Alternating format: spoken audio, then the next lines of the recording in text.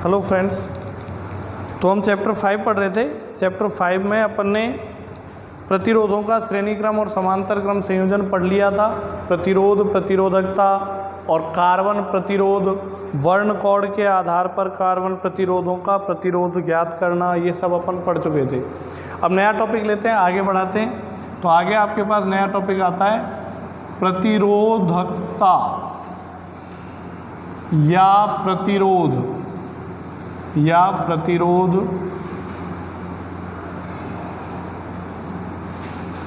पर ताप का प्रभाव, प्रतिरोधकता या प्रतिरोध पर ताप का प्रभाव। ठीक है, तो ये पढ़ते हैं अपन। तो इसमें क्या होगा, देखो आप ध्यान से देखिएगा। तो इसमें क्या होने वाला है आप बताओ। अलग अलग धातुओं के लिए पढ़ेंगे, है ना, अलग अलग पदार्थों के लिए। तो पदार्थों को उनके गुणों के आधार पर 3 भागों में विभाजित किया गया है, चालक, प्रचालक और अर्धचालक। तो सबसे पहले अपन ले रहे हैं धातुओं के लिए, धातुएं या चालक पदार्थों के लिए, मतलब प्रतिरोधकता और प्रतिरोध पर ताप का प्रभाव पड़ेंगे धातुएं या चालकों के लिए। तो धातु और चालकों में क्या होता है ये समझना है। तो सबसे पहले आप याद करो, जहाँ ओम के नियम का मैंने आपको डेरिवेशन कराया था, ओम के नियम की व्युत्पत्ति जहाँ की थी पिछले लेक्चर्स में, आप देखना ओम के नियम की व्युत्पत्ति। तो वहाँ पे एक फॉर्मूला आया था प्रतिरोधकता का। तो प्रतिरोधकता का फॉर्मूला था m/n(e²/τ), m/n(e²/τ). m क्या है यहाँ पे, इलेक्ट्रॉन का द्रव्यमान। n क्या है यहाँ पे, एकांक आयतन में इलेक्ट्रॉनों की संख्या। e इलेक्ट्रॉन पर आवेश। और ट्यो क्या है, विश्रांति काल। विश्रांति काल मतलब चालक तार में उपस्थित इलेक्ट्रॉन जो होते हैं वो गतिमान रहते हैं। तो क्रमागत 2 टक्करों के बीच में लगा समय, कि चालक तार में बहुत सारे इलेक्ट्रॉन उपस्थित होंगे, वो गतिमान रहते हैं, एक दूसरे से टकराते हैं। तो क्रमागत 2 टक्कर मतलब एक इलेक्ट्रॉन जब पहले से जाके टकराए तब से, और आगे दूसरे जाके टकराए तब तक, मतलब यहाँ से यहाँ तक का लगा समय, वो क्या कहलाता है, विश्रांति काल। ठीक है, समझ रहे हो, मतलब ऐसे समय लगते हैं। इन सभी समयों का औसत मान क्या कहलाता है बताओ, विश्रांति काल कहलाता है। कहलाता है नहीं। अब आगे बात करें तो हम बात करेंगे प्रतिरोधकता पर ताप का प्रभाव। पहले ये सीखते हैं, प्रतिरोधकता पर ताप का प्रभाव। तो देखो, जब किसी चालक की बात करें, धातुएं या चालक, तो आप जानते हो प्रत्येक धातु में, प्रत्येक चालक में मुक्त इलेक्ट्रॉन पाए जाते हैं। प्रत्येक धातु या प्रत्येक चालक में मुक्त इलेक्ट्रॉन पाए जाते हैं। बोलो, पाए जाते हैं नहीं। तो धातु और चालकों में मुक्त इलेक्ट्रॉन पाए जाते हैं। जब धातुओं को गर्म किया जाता है या उनके ताप में वृद्धि की जाती है तो प्रत्येक धातु में मुक्त इलेक्ट्रॉन उपस्थित होते हैं, और ये मुक्त इलेक्ट्रॉन अनियमित रूप से सभी संभव दिशाओं में टेढ़ी मेढ़ी गति करते रहते हैं। ये मैंने आपको बताया था वेन वेग के दौरान। ठीक है, तो जब इनके ताप में वृद्धि की जाती है या जब इनको गर्म किया जाता है तो इन इलेक्ट्रॉनों को तापीय ऊर्जा मिलती है, और यही तापीय ऊर्जा इलेक्ट्रॉनों की गतिज ऊर्जा के रूप में परिवर्तित हो जाती है, जिससे इलेक्ट्रॉनों की गतिज ऊर्जा बढ़ती है, और गतिज ऊर्जा बढ़ने से वेग बढ़ता है। मैं आपको क्या कह रहा हूँ कि अगर धातुओं का ताप बढ़ाओ तो ताप बढ़ाने से आपको क्या मिलेगी, तापीय ऊर्जा मिलेगी। जो इलेक्ट्रॉन उपस्थित है उनको तापीय ऊर्जा मिलेगी, और ये तापीय ऊर्जा इलेक्ट्रॉनों की गतिज ऊर्जा को बढ़ाएगी। और जब इलेक्ट्रॉनों की गतिज ऊर्जा बढ़ेगी तो इसका मतलब वेग बढ़ेगा, और अगर वेग बढ़ेगा तो क्रमागत 2 टक्करों के बीच में लगने वाला समय घट जाएगा। अगर इलेक्ट्रॉन का वेग बढ़ गया, वेग ज़्यादा हो गया, तो वो कम समय में उतनी दूरी तय कर लेगा। वेग बढ़ने के कारण क्रमागत 2 टक्करों के बीच में लगने वाला समय, या जिसे विश्रांति काल कहते हैं, वो विश्रांति काल क्या हो जाएगा, घट जाएगा। और विश्रांति काल घटने के कारण प्रतिरोधकता क्या होगी बताओ, बढ़ जाएगी। ठीक है, तो धातुओं या चालकों के लिए ये तो नियत राशि है, द्रव्यमान, एकांक आयतन में उपस्थित इलेक्ट्रॉनों की संख्या और इलेक्ट्रॉन पर आवेश, ये तो नियत है। प्रतिरोधकता किस पे निर्भर करती है बताओ, विश्रांति काल पे। तो सिंपल सी बात है कि जब धातुओं का ताप बढ़ाया जाएगा तो उसमें उपस्थित मुक्त इलेक्ट्रॉनों को तापीय ऊर्जा मिलेगी, ये तापीय ऊर्जा जो है गतिज ऊर्जा में परिवर्तित हो जाएगी, तो इलेक्ट्रॉनों की गतिज ऊर्जा बढ़ी, जिससे इलेक्ट्रॉनों का वेग बढ़ा, और वेग बढ़ने से विश्रांति काल कम हो गया, और विश्रांति काल कम होने से प्रतिरोधकता बढ़ गई। मतलब धातुओं या चालकों के लिए ताप बढ़ाने पर उनकी प्रतिरोधकता बढ़ती है। धातुओं या चालकों के लिए ताप बढ़ाने पर उनकी प्रतिरोधकता बढ़ती है। अब ये तो था पता लगाना कि प्रतिरोधकता बढ़ती है या घटती है, किस तरीके से बढ़ती है, कितना ताप बढ़ाने पर कितनी प्रतिरोधकता बढ़ती है। तो इसके लिए एक डायरेक्ट समीकरण है जो आपको याद रखना है कि मान लें 0 डिग्री सेंटीग्रेड ताप पर प्रतिरोधकता है ρ नोट, और मान लेते हैं कि ताप बढ़ा के T डिग्री सेंटीग्रेड कर दिया, तो इस पर प्रतिरोधकता हो गई ρ। तो इनमें प्रायोगिक रूप से एक संबंध आया, तो वो संबंध डायरेक्ट याद रखना है, क्या, ρ बराबर ρ naught 1 plus alpha del T, 1 plus alpha del T.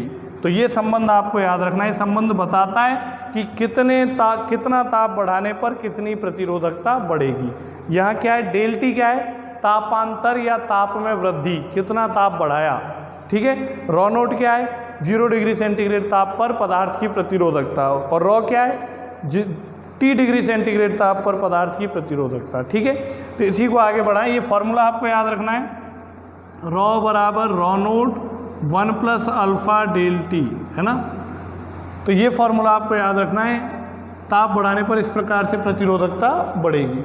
आगे हल करें इसको, तो देखो ρ बराबर अंदर गुणा करो, ρ naught plus ρ naught alpha del T, आगे इसको माइनस में ले आओ, ρ माइनस ρ नोट बराबर ρ नोट अल्फ़ा डेल टी, आगे अल्फ़ा का मान निकालो, तो अल्फ़ा बराबर ρ माइनस ρ नोट अपॉन ρ नोट गुणा डेल टी, और ρ माइनस ρ नोट इसको क्या बोल सकते हैं, प्रतिरोधकता में परिवर्तन, मतलब डेल ρ, तो डेल ρ बटे ρ नोट गुणा डेल टी, समझ गया।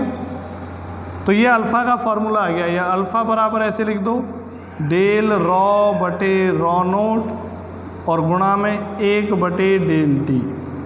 तो ये अल्फ़ा का फॉर्मूला हो गया। वह अल्फ़ा क्या है, तो यहाँ आपको ध्यान रखना है, जहाँ अल्फ़ा एक नियतांक है और इसका नाम है प्रतिरोधकता ताप गुणांक, पदार्थ का प्रतिरोधकता ताप गुणांक, ठीक है। अल्फ़ा एक नियतांक है और इसका नाम क्या है, प्रतिरोधकता ताप गुणांक।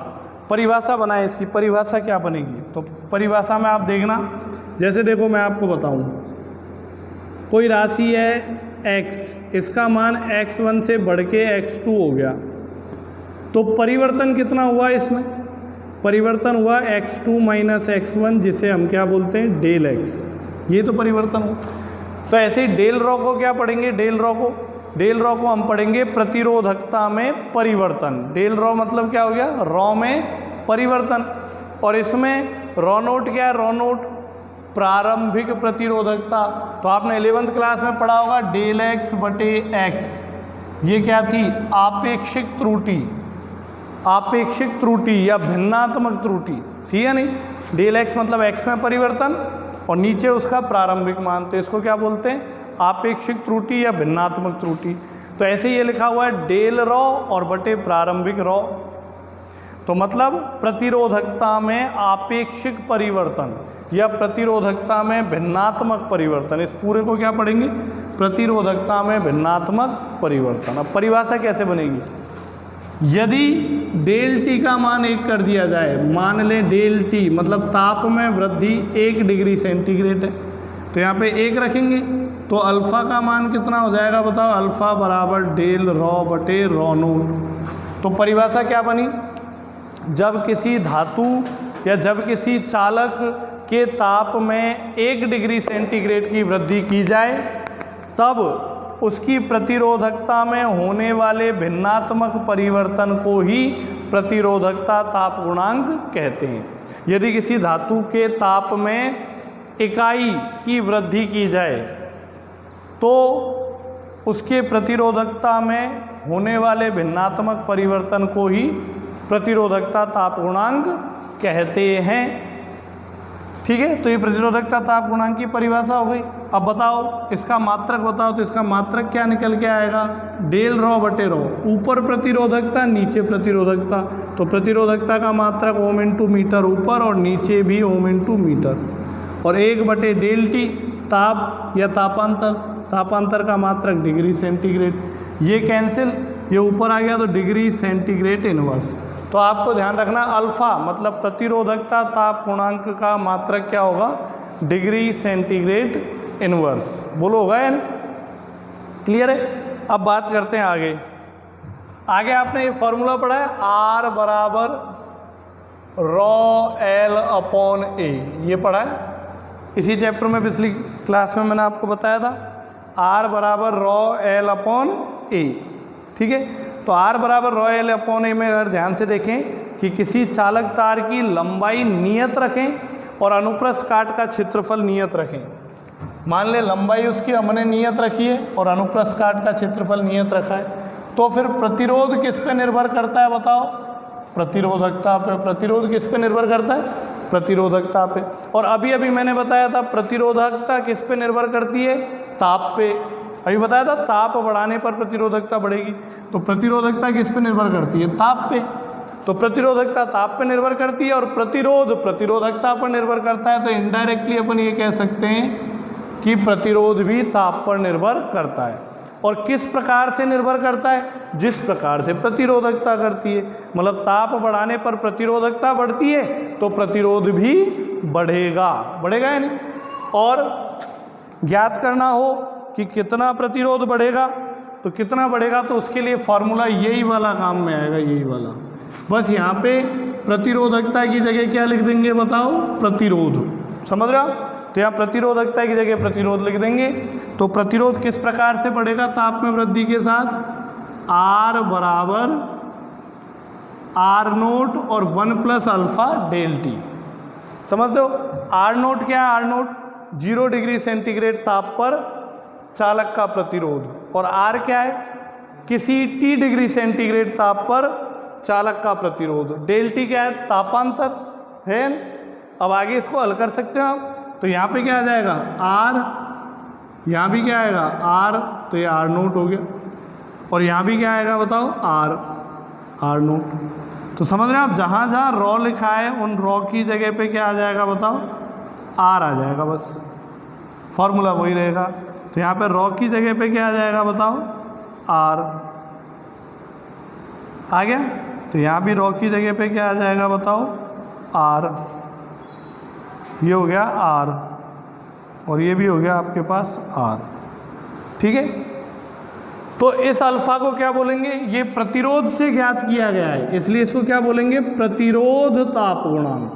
पहले वाले को क्या बोलते थे, प्रतिरोधकता ताप गुणांक, इसको क्या बोलेंगे बताओ, प्रतिरोध ताप गुणांक। ठीक है, इसकी परिभाषा क्या बनेगी, वही डेल टी का मान 1 डिग्री सेंटीग्रेड कर देते, अल्फा बराबर डेल R बटे R नोट। तो क्या बोलेंगे, किसी धातु का ताप 1 डिग्री सेंटीग्रेड बढ़ाने पर उसके प्रतिरोध में होने वाले भिन्नात्मक परिवर्तन को उस धातु का प्रतिरोध ताप गुणांक कहते हैं। मात्रक क्या होगा, प्रतिरोध का मात्रक प्रतिरोध से कट जाएगा, वही आएगा 1 बटे डिग्री सेंटीग्रेड, मतलब डिग्री सेंटीग्रेड इनवर्स। तो क्लियर है, फॉर्मूला एक ही है।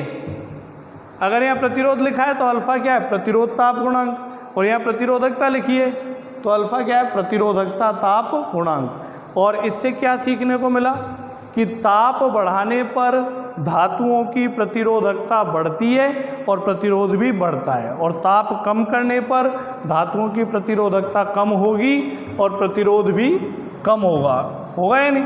अब कुछ ग्राफ बताएं, वेरिएशन बताएं आपको कि किस प्रकार से बढ़ती है।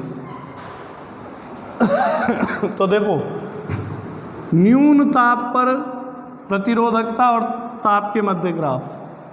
तो न्यून ताप ले रहे हैं, कम ताप पर, तो कम ताप पर धातुओं के लिए ऐसे परिवर्तन होता है। मतलब अगर न्यून ताप है, ताप का मान अल्प है, कम है, तो ताप बढ़ाने पर प्रतिरोधकता इस प्रकार से बढ़ेगी। मतलब पहले धीरे धीरे बढ़ेगी और फिर तेजी से बढ़ जाएगी। लेकिन यदि उच्च ताप पर देखें तो उच्च ताप पर परिवर्तन सरल रेखिक होता है ऐसा, उच्च ताप पर परिवर्तन कैसा होता है बताओ? सरल रेखिक होता है, ऐसा परिवर्तन होता है। मतलब ताप बढ़ाने पर प्रतिरोधकता सरल रेखीय रूप से बढ़ती है। ये कब बढ़ती है बताओ? उच्च ताप पर। किसके लिए बताओ? धातुओं के लिए। न्यून ताप पर तो इस प्रकार से बढ़ेगी और उच्च ताप पर इस प्रकार से। कुछ मिश्र धातुएं होती हैं जैसे नाइक्रोम है, क्रोमियम है, तो मिश्र धातुएं जो होती हैं इनकी प्रतिरोधकता उच्च होती है और प्रतिरोध ताप गुणांक कम होता है। ठीक है, प्रतिरोधकता बहुत उच्च होती है। तो इनमें भी परिवर्तन इसी प्रकार से होता है ताप और प्रतिरोधकता के बीच में। बोलो होता है नहीं? तो ये था आपके पास धातुओं या चालकों के लिए प्रतिरोधकता और प्रतिरोध पर ताप का प्रभाव। अब दूसरा टॉपिक लेते हैं। दूसरा कौन सा आता है? तो पदार्थों के 3 प्रकार होते हैं। पहला लिया चालकों के लिए, अब दूसरा अपन लेने जा रहे हैं किसके लिए बताओ? अर्धचालकों एवं कुचालकों के लिए। दोनों का एक साथ लेंगे क्योंकि दोनों का एक जैसा ही है। तो क्या लिखेंगे बताओ? कुचालक या अर्धचालकों के लिए, कुचालक या अर्धचालकों के लिए, इसके लिए पढ़े। तो पहले तो हम ये पता लगाएंगे कि ताप में परिवर्तन करने पर प्रतिरोधकता में क्या परिवर्तन होगा, वो बढ़ेगी या घटेगी। किसकी सहायता से पता लगाएंगे बताओ? वही जो फॉर्मूला जो अपन ने अभी पढ़ा। तो फॉर्मूला पढ़ा रॉ बराबर NM/NE² ट्यो, ये पढ़ा। तो इसको समझना थोड़ा सा टिपिकल होगा, आप ध्यान से समझना। मैं फिर से आपको डिफरेंस बताता हूँ। चालकों में या धातुओं में मुक्त इलेक्ट्रॉन पाए जाते हैं। चालकों या धातुओं में मुक्त इलेक्ट्रॉन होते हैं, लेकिन कुचालकों और अर्धचालकों में मुक्त इलेक्ट्रॉन नहीं होंगे और अर्धचालकों में न्यून ताप पर मुक्त इलेक्ट्रॉन नहीं होते। क्योंकि अर्धचालक क्या है? ऐसे पदार्थ जो कम ताप पर कुचालक की तरह व्यवहार करते हैं और उच्च ताप पर अर्धचालक की तरह व्यवहार करते हैं, चालक की तरह व्यवहार करते हैं। अर्धचालक ऐसे पदार्थ हैं जो कम ताप पर तो कुचालक की तरह व्यवहार करते हैं और उच्च ताप पर चालक की तरह व्यवहार करते हैं। ठीक है, तो आप समझना, न्यून ताप पर, कम ताप पर अर्धचालकों में कोई मुक्त इलेक्ट्रॉन नहीं होता है और कुचालकों में भी मुक्त इलेक्ट्रॉन नहीं होता है। ये बात क्लियर है। लेकिन अगर ताप में वृद्धि की जाए, तो ताप में वृद्धि करने पर क्या होगा कि अर्धचालक और कुचालकों में बनने वाले सहसंयोजक बंध टूटेंगे। सहसंयोजक बंध टूटेंगे नहीं। अगर ताप में वृद्धि की जाए, कुचालक और अर्धचालकों की ताप में वृद्धि की जाए, पदार्थ को गर्म किया जाए तो उसे ऊर्जा मिलेगी, तापीय ऊर्जा, तो उसमें कंपन होने लगेंगे सहसंयोजक बंधों में। तो सहसंयोजक बंध क्या होंगे बताओ? टूटेंगे। और जब बंध टूटेंगे तो इलेक्ट्रॉन मुक्त होने लगेंगे। इलेक्ट्रॉन के साथ साथ होल भी बनते हैं। अब होल क्या होते हैं ये अपन 16 चैप्टर में विस्तार से पढ़ेंगे। मतलब इलेक्ट्रॉन की कमी को होल कहते हैं। इलेक्ट्रॉन की कमी को होल कहते हैं। किसी जगह से इलेक्ट्रॉन चला गया है तो मतलब वहाँ पे एक होल बन गया है, क्योंकि चला गया है मतलब इलेक्ट्रॉन की कमी रह गई है, तो वो क्या बन गया? होल। तो होल भी एक धनावेश की तरह व्यवहार करता है। ठीक है, ये मैंने आपको चैप्टर के शुरू में बताया था कि अर्धचालकों में धारा का चालन किसकी सहायता से होता है? इलेक्ट्रॉन और होल के कारण। ठीक है, अब होल वर्ड अभी आपको परेशान करेगा। जब 16 चैप्टर पढ़ लोगे तब अच्छे समझ आ जाएगा। होल वर्ड को थोड़ी देर आप साइड में रखो। आप तो सिर्फ इतना ध्यान दो कि जब कुचालकों और अर्धचालकों के ताप में वृद्धि की जाएगी तो पदार्थ को तापीय ऊर्जा मिलेगी। तापीय ऊर्जा मिलने से सहसंयोजक बंध टूटने लगेंगे और सहसंयोजक बंध टूटने लगेंगे तो इलेक्ट्रॉनों की संख्या बढ़ने लगेगी। मुक्त इलेक्ट्रॉनों की संख्या बढ़ने लगेगी। बोलो बढ़ेगी या नहीं? क्लियर है? जब सहसंयोजक बंध टूटेंगे तो इलेक्ट्रॉन मुक्त होंगे नहीं? और इलेक्ट्रॉन मुक्त होंगे तो मुक्त इलेक्ट्रॉनों की संख्या बढ़ेगी। हालांकि साथ में होलों की संख्या भी बढ़ती है, लेकिन उसको आप अभी साइड में रखें। आप केवल समझने पे ध्यान दें, वो उस चैप्टर में समझ आ जाएगा आपको। ठीक है, तो ताप बढ़ाने पर सहसंयोजक बंध टूटते हैं। सहसंयोजक बंध टूटने के कारण मुक्त इलेक्ट्रॉनों की संख्या बढ़ती है। और n क्या है यहाँ पे? n एकांक आयतन में उपस्थित मुक्त इलेक्ट्रॉनों की संख्या। और हम देख रहे हैं कि ताप बढ़ाने पर मुक्त इलेक्ट्रॉनों की संख्या बढ़ेगी, तो एकांक आयतन में उपस्थित मुक्त इलेक्ट्रॉनों की संख्या बढ़ती है, मतलब n का मान बढ़ता है, एकांक आयतन में उपस्थित मुक्त इलेक्ट्रॉनों की संख्या बढ़ती। ठीक है, अब क्या होता है कि जब ये इलेक्ट्रॉन मुक्त होंगे तो मुक्त इलेक्ट्रॉन उस पदार्थ में गतिमान होंगे, कभी भी स्थिर अवस्था में नहीं रहते हैं इलेक्ट्रॉन, तो मुक्त इलेक्ट्रॉन पदार्थ में गतिमान होंगे, वही अनियमित रूप से अव्यवस्थित तरीके से सभी संभव दिशाओं में टेढ़ी मेढ़ी गति करेंगे, यादृच्छिक गति करेंगे। लेकिन यदि लगातार ताप में वृद्धि करें तो उन गतिमान इलेक्ट्रॉनों को भी क्या मिलेगी बताओ, तापीय ऊर्जा मिलेगी, और वो तापीय ऊर्जा उनकी गतिज ऊर्जा के रूप में परिवर्तित हो जाएगी। तो गतिज ऊर्जा के रूप में परिवर्तित हो जाएगी, तो लगातार ताप बढ़ा रहे तो तापीय ऊर्जा बढ़ रही, तापीय ऊर्जा बढ़ रही है तो गतिज ऊर्जा भी बढ़ेगी। तो गतिज ऊर्जा बढ़ेगी मतलब हाफ mv², जो गतिज ऊर्जा इलेक्ट्रॉनों की वो भी बढ़ेगी। जो इलेक्ट्रॉन मुक्त हो चुके हैं, जो गतिमान है, उनकी गतिज ऊर्जा भी बढ़ेगी। गतिज ऊर्जा बढ़ेगी तो वेग बढ़ेगा, और वेग बढ़ेगा तो विश्रांति काल क्या हो जाएगा बताओ, कम हो जाएगा। समझ रहे हो, वेग बढ़ेगा तो दूरी तय करने में जो समय लग रहा था वो क्या हो जाएगा बताओ, कम। अधिक वेग से जब दूरी तय होगी तो समय क्या होगा, कम, तो विश्रांति काल घट जाएगा।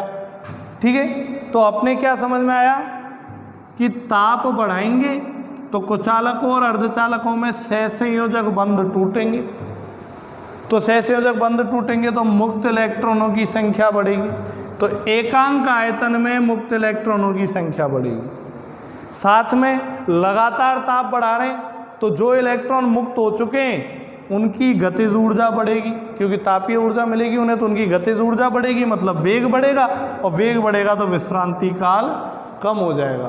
तो ये दो रिजल्ट आपके सामने आए, ये दो। अब सबको भूलो, सीधे ये ध्यान रखो कि कुचालकों या अर्धचालकों के लिए ताप बढ़ाने पर एकांक आयतन में उपस्थित मुक्त इलेक्ट्रॉनों की संख्या बढ़ती है, जबकि विश्रांति काल क्या होता है बताओ, कम होता है। तो मैं ये कहना चाह रहा हूँ कि n का मान बढ़ेगा और t का मान कम होगा।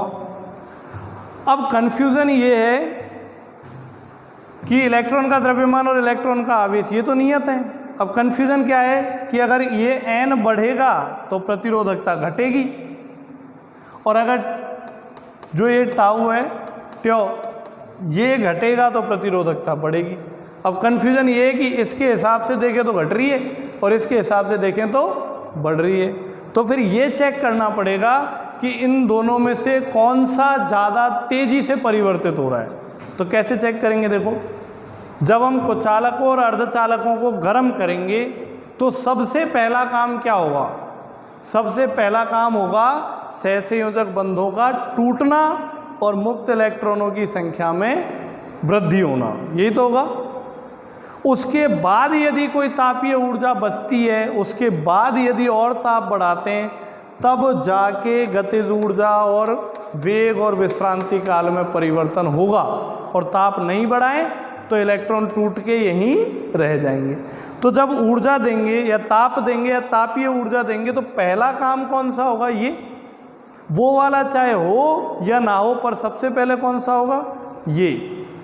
तो दोनों में से कौन सा काम ज़्यादा तेज़ी से हो रहा है या ज़्यादा संख्या में हो रहा है, ये वाला काम ज़्यादा संख्या में हो रहा है। क्यों हो रहा है कि मान लो हमको 10 जूल ऊर्जा चाहिए इलेक्ट्रॉन को मुक्त करने के लिए, और हमने दिए यहाँ पे 10 जूल, तो इलेक्ट्रॉन तो मुक्त हो गया लेकिन गतिज ऊर्जा में वृद्धि नहीं हुई। मान लो हमने 15 जूल ऊर्जा दे दी तो इलेक्ट्रॉन मुक्त हो गया, और 5 जूल ऊर्जा क्या काम आएगी, उसकी गतिज ऊर्जा में वृद्धि करने। 10 जूल में तो इलेक्ट्रॉन मुक्त हो जाएगा और अगली 5 जूल उसकी गतिज ऊर्जा में वृद्धि करेगी। समझ पा रहे हो? तो पहले कौन सा काम होगा, पहले ये होगा, चाहे कितना भी ताप बढ़ाओ सबसे पहले ये होगा, तो सबसे ज़्यादा मात्रा में ये वाला काम होगा। मतलब मुक्त इलेक्ट्रॉनों की संख्या बढ़ेगी तेज़ी से, जबकि विश्रांति काल जो है वो घटेगा, लेकिन वो धीमी गति से घटेगा। तो ज़्यादा प्रभाव किसका रहेगा, इसका। तो इन दोनों में से ज़्यादा प्रभाव इसका होता है, बोलो होता है नहीं? तो ज़्यादा प्रभाव को कंसीडर करेंगे तो इसका प्रभाव ज़्यादा होगा, मतलब मुक्त इलेक्ट्रॉनों की संख्या बढ़ेगी तो प्रतिरोधकता का मान क्या हो जाएगा बताओ, घट जाएगा। तो अर्धचालकों या कुचालकों के लिए ताप में वृद्धि करने पर उनकी प्रतिरोधकता घटती है। अर्धचालकों या कुचालकों के लिए ताप में वृद्धि करने पर उनकी प्रतिरोधकता घटती है, ये आपको ध्यान रखना है। चालकों के लिए क्या होता है, बढ़ती है, और अर्धचालकों और कुचालकों के लिए घटती है। तो इस फॉर्मूले से हमने पता लगाया कि कुचालकों या अर्धचालकों के लिए प्रतिरोधकता क्या होती है, घटती है। सिर्फ ये पता लगाया कि घटती है बढ़ती है। अब किस तरीके से घटती है, किस मैनर में घटती है, किस प्रकार घटती है, तो उसका फॉर्मूला अलग है, वो आपको डायरेक्ट याद करना है। मान ले 0 डिग्री सेंटीग्रेड ताप पर प्रतिरोधकता रॉ नोट है, और ताप बढ़ा के T डिग्री सेंटीग्रेड कर दिया तो प्रतिरोधकता बदल के रॉ हो गई। तो इनमें क्या संबंध होता है, ये चरघातांकीय रूप से घटती है। रॉ बराबर रॉ नोट e⁻(EG/kBT), रॉ बराबर रॉ नोट e⁻(EG/kBT। क्लियर है, e⁻(EG/kBT। बोलो कोई दिक्कत, इस तरीके से। अब यहाँ कुछ चीज़ें नई आई। नई क्या आई देखो, ये दोनों तो आपको पता है। यहाँ बताओ Eg क्या है, Eg होता है बैंड ऊर्जा अंतराल। क्या होता है बताओ, बैंड ऊर्जा अंतराल। अभी आप इसे रट्टा मार के रखें, चैप्टर 16 में बहुत अच्छे से समझाएंगे, पूरा विस्तार से समझाएंगे इसको। केमिस्ट्री में भी आएगा एक चैप्टर में ये, ठीक है। Eg क्या है, बैंड ऊर्जा अंतराल। Kb ये आपने पढ़ा है 11th क्लास में, इसको बोलते हैं वोल्ट्जमान नियतांक, वोल्ट्जमान नियतांक। और T क्या है, परम ताप। T क्या है बताओ, परम ताप, ठीक है। तो ये ध्यान रखना है, यहाँ पे Eg बैंड ऊर्जा अंतराल है, Kb वोल्ट्जमान नियतांक है, और T क्या है, परम ताप। Eg अभी आपके समझ नहीं आएगा क्योंकि काफ़ी लंबा प्रोसेस है इसको समझाने का, तो अभी याद करके रखें बैंड ऊर्जा। तो हमें पता है ताप बढ़ाने पर प्रतिरोधकता घटती है, और किस फॉर्मूले के अकॉर्डिंग घटती है, इसके। तो इसके लिए यदि ग्राफ बनाए प्रतिरोधकता और ताप के बीच में, रॉ और T के बीच में ग्राफ बनाए, तो ग्राफ कुछ ऐसा आता है, आता है, ठीक है। तो आप देख रहे हो ताप बढ़ाने पर प्रतिरोधकता का मान लगातार घटता जा रहा है। तो ऐसा फॉर्मूला जिसमें e⁻x आए, तो e⁻x के अनुसार घट रहा है, तो इसको बोलते हैं चरघातांकीय कमी। तो कुचालकों और अर्धचालकों की प्रतिरोधकता चरघातांकीय रूप से घटती है। क्लियर है। तो ये था आपके पास प्रतिरोधकता और प्रतिरोध पर ताप का प्रभाव। ध्यान रखना इंपॉर्टेंट है, छोटे क्वेश्चन बनते हैं इसमें से। आगे देखो, आगे नया टॉपिक लेते हैं, अतिचालकता, सुपर कंडक्टिविटी। अतिचालकता, अतिचालकता क्या होती है समझना। कुछ धातुएं या कुछ मिश्र धातुएं, कुछ धातुएं हो या मिश्र धातुएं, उनमें यह गुण पाया जाता है या उनमें यह गुण देखा गया है कि किसी ताप पर उनकी प्रतिरोधकता असामान्य रूप से घटकर शून्य हो जाती है। आ रहा समझ में, मतलब कुछ धातुएं या कुछ मिश्र धातुएं ऐसी हैं जिनके ताप में यदि परिवर्तन किया जाए तो किसी एक निश्चित ताप पर उनकी प्रतिरोधकता असामान्य रूप से घटकर क्या हो जाती है बताओ, शून्य हो जाती है। तो चालकता क्या होगी, तो आपको फॉर्मूला बताया था ओम के नियम की व्युत्पत्ति में, ये चालकता सिग्मा, चालकता बराबर 1 बटे प्रतिरोधकता। तो प्रतिरोधकता 0 है तो 1/0 का मतलब अनंत। तो जब प्रतिरोधकता शून्य हो जाती है तो उनकी चालकता क्या हो जाती है, अनंत। चालकता अनंत हो जाती है, मतलब बहुत अधिक चालक के गुण आ जाते हैं। तो इसी घटना को अपन क्या बोलते हैं बताओ, अति चालकता। समझ गया। तो कुछ धातुएं या कुछ पदार्थ ऐसे होते हैं जिनकी एक विशेष ताप पर प्रतिरोधकता असामान्य रूप से घटकर शून्य हो जाती है या चालकता असामान्य रूप से बढ़कर अनंत हो जाती है। इस घटना को अपन अति चालकता कहते हैं। और जिस पदार्थ के लिए ऐसा होता है उस पदार्थ को बोलते हैं अपन अति चालक पदार्थ। और जिस ताप पर ये घटना होती है उस ताप को अपन बोलते हैं, जिस ताप पर ये घटना होती है उस ताप को अपन क्या बोलते हैं, क्रांतिक ताप, क्या कहते हैं बताओ? क्रांतिक ताप, ठीक है। जैसे एग्जाम्पल पारे की बात करें, पारे, तो पारे के लिए 4.2 केल्विन ताप पर इसकी प्रतिरोधकता कितनी मिलती है बताओ? 0। पारा ऐसा पदार्थ है जिसका ताप यदि 4.2 केल्विन कर दिया जाए तो उसकी प्रतिरोधकता अचानक से घट के क्या हो जाएगी? 0, और उसकी चालकता क्या हो जाएगी बताओ? अनंत हो जाती है। बोलो, हो जाती है ना? और देखो एक चीज़ और समझो, अति चालकता की अवस्था में, मतलब जब किसी पदार्थ की प्रतिरोधकता 0 है तो उसके अंदर चुंबकीय क्षेत्र भी क्या हो जाता है बताओ? 0 हो जाता है। उसके अंदर चुंबकीय क्षेत्र भी क्या हो जाता है बताओ? 0। समझ रहे हो? जब किसी पदार्थ की प्रतिरोधकता 0 है तो उसके अंदर चुंबकीय क्षेत्र भी क्या हो जाता है बताओ? 0 हो जाता है। बोलो, हो जाता है ना? तो चुंबकीय क्षेत्र यदि 0 हो जाता है तो इस प्रभाव को अपन बोलते हैं माइसनर प्रभाव। क्या बोलते हैं बताओ? माइसनर, कई लोग मैसनर भी बोलते हैं, मैसनर प्रभाव, ठीक है।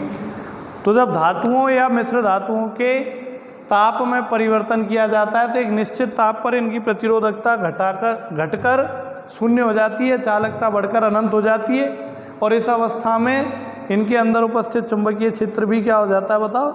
0 हो जाता है। तो इस घटना को ही अपन क्या बोलते हैं बताओ? माइसनर प्रभाव, ठीक है। कोई दिक्कत? तो आज के लिए इतना ही, बाकी नेक्स्ट लेक्चर में।